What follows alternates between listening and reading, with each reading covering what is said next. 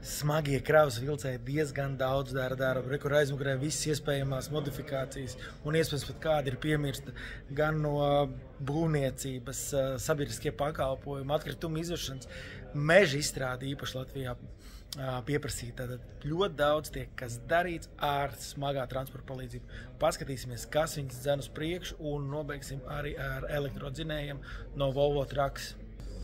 Te mēs redzam vienu skaistulu dzinējs ar iekšdedz dzinēju un lūk, mēs redzam, ka tam ir vesels 3 modifikācijas ar jaudām.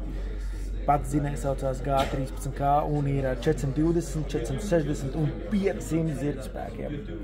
6 cilindri, combustion engine, tālūk.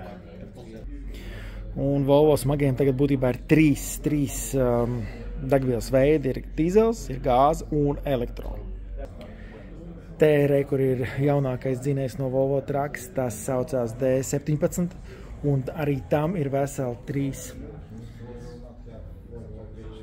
zirgu spēku variācijas 600, 700 un 780 HP. Tas ir tas, ko bieži mēs redzam arī uzkrāvas vilcējiem nosaukumā. Tas ir lielākais, to parādīšu, kā viņš nāk iekšā.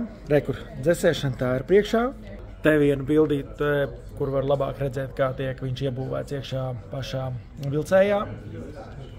Bet paskatīsimies uz šiem 2 eksponātiem. Un lūk, pirmais ir EPT 802. Te mēs redzam, ir 2 elektromotori.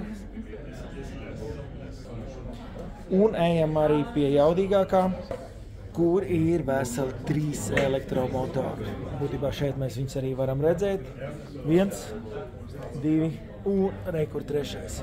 Nu, lūk, un te nāk viena no dārgākajām lietām, kas mums šeit ir. Tas ir viena no variācijām, kāda varētu būt baterija paka, kāda ir.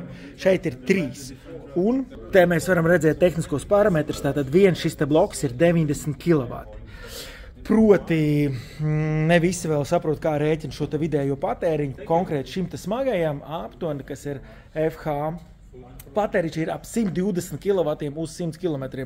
Un šeit, tā kā mēs redzam, 3 bateriju blokus, katrs ir 90, 90, 90. Nu, tā, protams, nav, bet saskaitīsim, ka 270 varētu būt maksimums. Realitātē tas viss ir mazāk.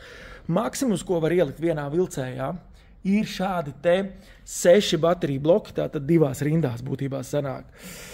Nu, un tas viss mums ir jāvalk līdz, tas viss maksā, bet paskatāmies uz šo te motora tādu telpu.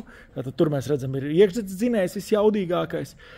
Tie ir 2 elektrodzinēji un pati baterija bloks. Nu, un tad viss, protams, nonāks pie cipariem. Diemžēl to informāciju es vēl šodien nedabūju, bet, lai to visu dzītu smago masu uz priekšu, risinājums ir.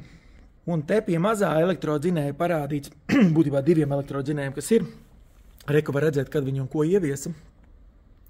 Uzlika jau pirmo autobusim 2017. gadā, mēs varam redzēt. Un tad 19. Volvo Trucks un aiziesim pie lielā, jo tās būs galvenāks. Te, kur ir veseli tieši 3 elektrodzinēji rekur, ir gan būtībā visiem galvenajiem kravas vilcējiem FM, FMH un FH no 2022. gada. Kam tas viss ir vajadzīgs? Nu, ideja ir tāda, ka to visu regulē tirgus, kā jau mēs vienmēr apskatāmies auto, un īpaši pilsētās ir tātad šīs normas jāizpilda. Nu, tad, teiksim, biznesā neviens nepērk, lai būtu ekonomija, jo tās maksās salīdzinu ļoti dārgi. Bet ir vienkārši prasības, piemēram, Vecrīgā nevar iebraukt smagais transports, arī iekšdedzinēji pieņem tādu likuma domu. Tad, ar ko mēs arī sākām, ar to arī beigsim, ja. No labi, lauksaimniecībā tas nebūtu tik daudz akurāti, bet lūk, pārstrādājumie atkritumi un šie te publiskie īstenībā servisi, ja, tātad pašvaldībām ir pat pienākums tātad pirkt, jābūt šiem te bezizmešu auto, un te jau mēs pie tā nonākam. Vai arī atvest, piemēram, kaut kur centrā, īpaši Parīzi diezgan daudz visāds ierobežojums pieņem, un tad mēs varam redzēt, kur tad šie te elektromotori jau sāk parādīties, kas ekonomiski ir stipri dārgāki, bet, savādāk tu nevar iebraukt. Šis, protams, ir baigais skaistuls un baigākā jauda tādam motoram.